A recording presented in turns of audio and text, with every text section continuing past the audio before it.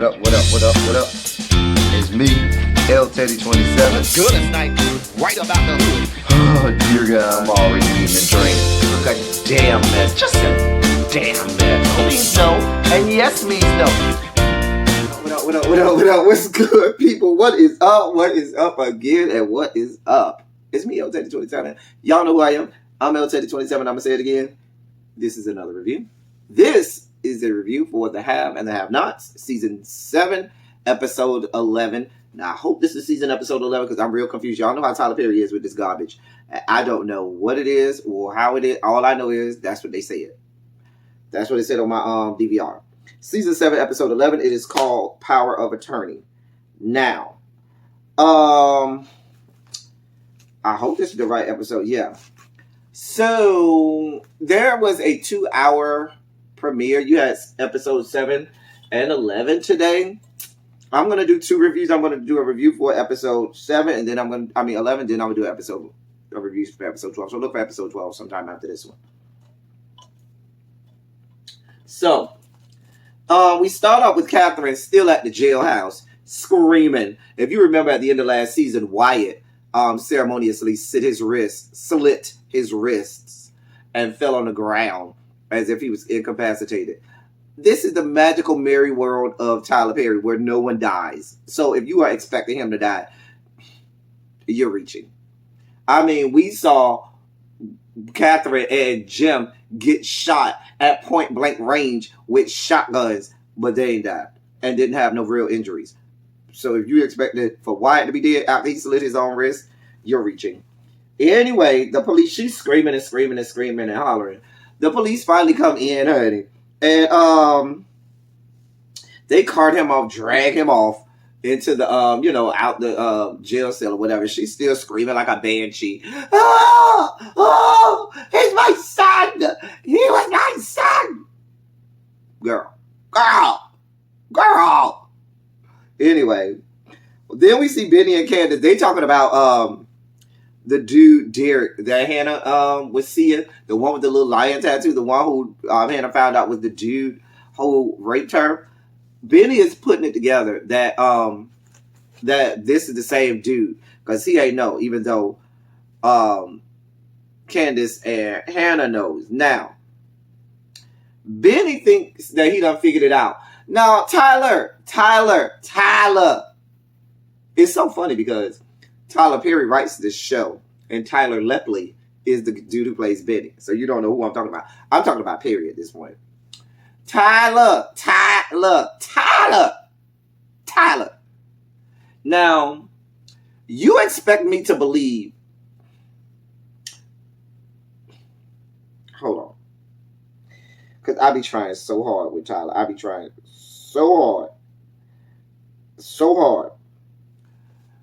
You expect me to believe that Benny goes from thinking that all school buses only have 4 rows or less to being able to figure out that this is the dude who raped his mama simply using Candace's birth date or whatever magical dates or whatever. Like, in my estimation, I don't figure Benny to figure this out as dumb as he is. I mean, Benny has been dumb as a box of rocks the entirety of this series, but now all of a sudden, he's smart.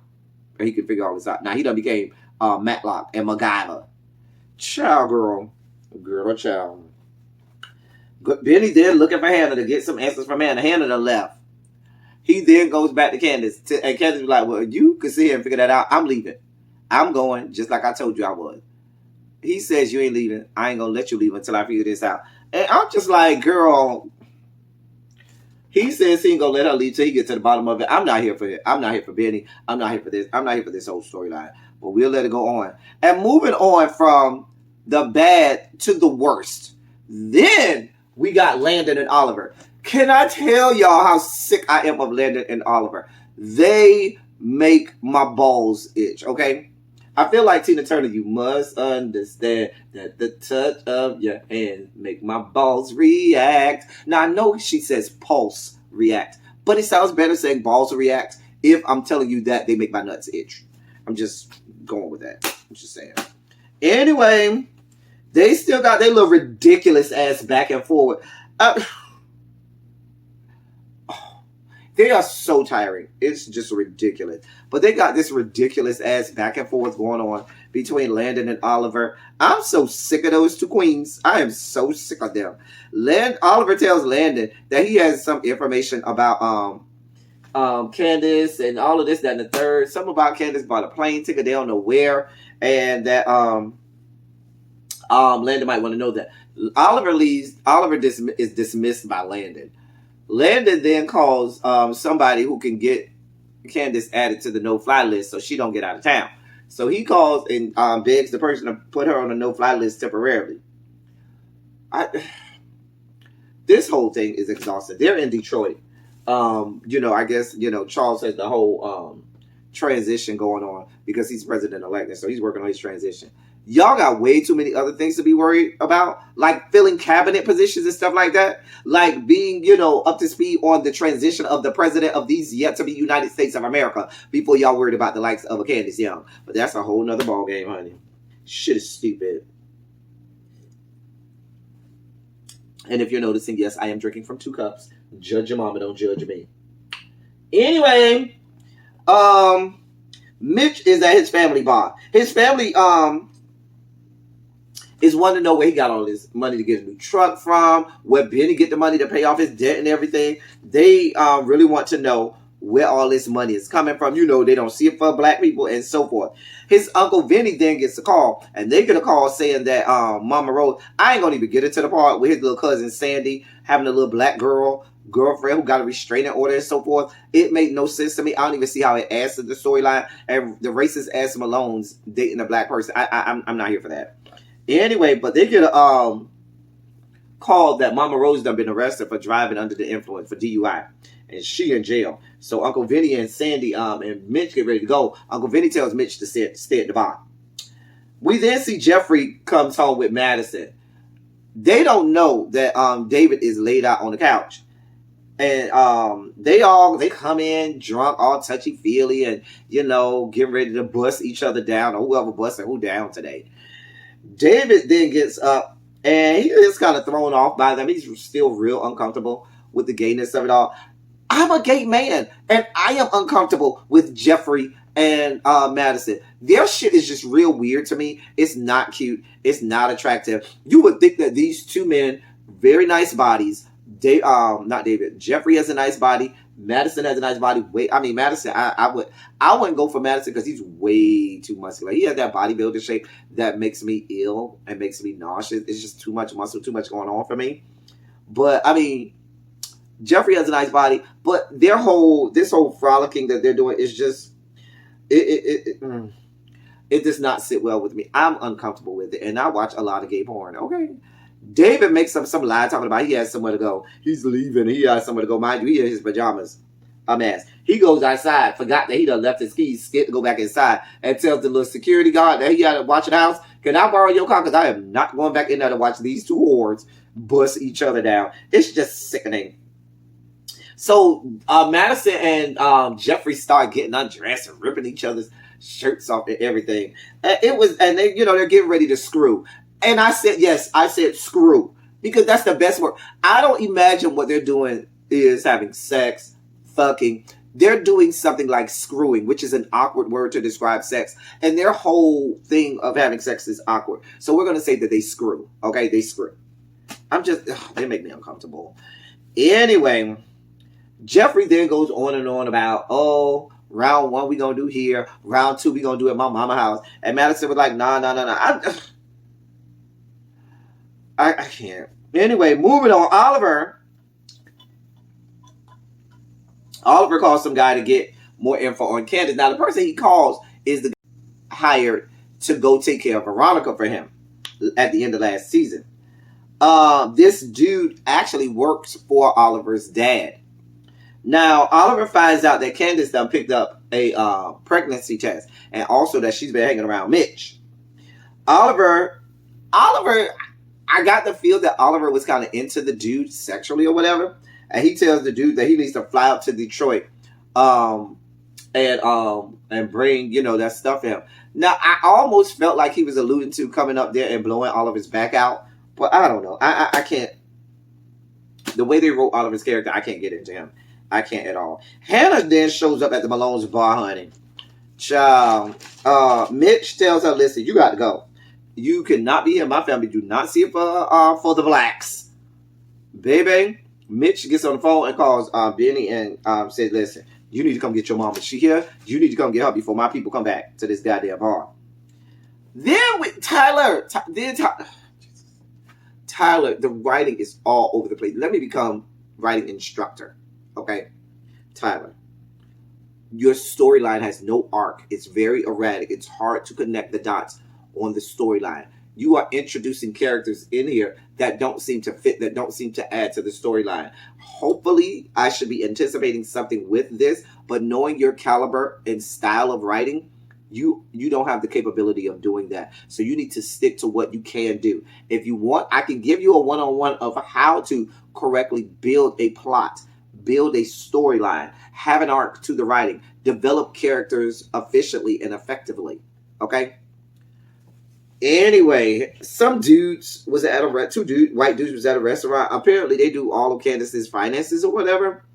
They're concocting some plan to control all of her money and steal money from her now that they know she in jail or whatever.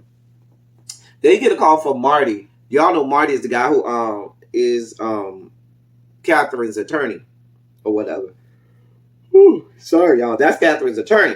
And he calls the two guys and tells them that he needs to meet with them ASAP. And so they're all excited about it because they know, oh, okay, yeah, this is going to help us, take control of this money. We're going to move some of her money. And then she's not going to even know that we don't move some of her money, like $5 million.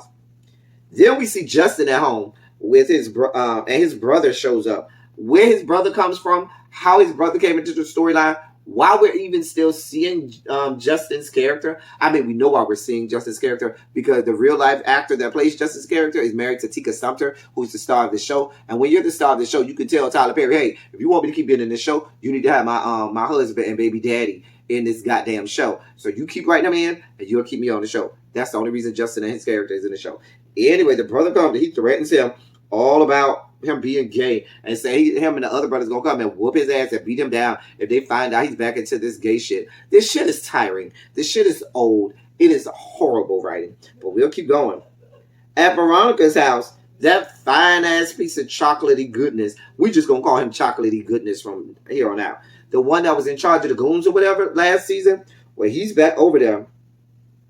And he in her pool swimming around in his underwear. He gets out the pool. Now, I noticed that it wasn't a whole lot of print showing when he got out the pool. We'll get that when we get to episode 12, honey. Anyway, she makes him get out the water with water dripping all over his body in all of the right places, ain't he? I was there for it because he's fine. He's a nice piece of chocolatey goodness, honey. They go back and forth. I don't really be caring about they back and forth. Anyway, she tells him, what happened to the dude that I told to come over the last time when you had all your people here? Can you call him and bring him over so we can have a good threesome, honey? Because mama's box is hot and mama needs her box beat in, okay? Anyway, he then goes down on her and starts eating her cooch. And she invites him upstairs. Benny and Candace show up at the Malone's restaurant to come get Hannah. Mitch knows that if Hannah comes and starts running her mouth with his family, his Uncle Vinny and the people going to figure out where this money came from and this, that, and the third, and it's not going to be good for nobody. So she needs to leave. Candace tells Mitch, listen, I'm going to call Milo and I'm going to have Milo take care of this for me. We'll have all this worked out and taken care of. So she calls him and tells him to come over to ASAP. Candace tells Benny, listen, your mama won't leave. You got 5 minutes before Milo them get here. If you can't get her to leave in those 5 minutes, you might as well go ahead and carry your butt on because you know I'm going to have to get her out of here and you don't want to see what's about to go on. So you got about 5 minutes. If you don't get her out in them 5 minutes, baby, just go ahead and leave. I'm telling you now, you don't want to see what's about to happen. So then, we at the hospital where Jim is still laid up. So exhausting. Celine's son, I think his name was Jimmy or whatever, but it's Jim's son. He shows up. Jim is, being Jim, he's extremely disrespectful, extremely racist toward the guy. And, and goes off on the guy about him and how he should be cleaning up and telling him his mama ain't shit. The guy pulls out a gun on Jim. And that's where it goes off from there.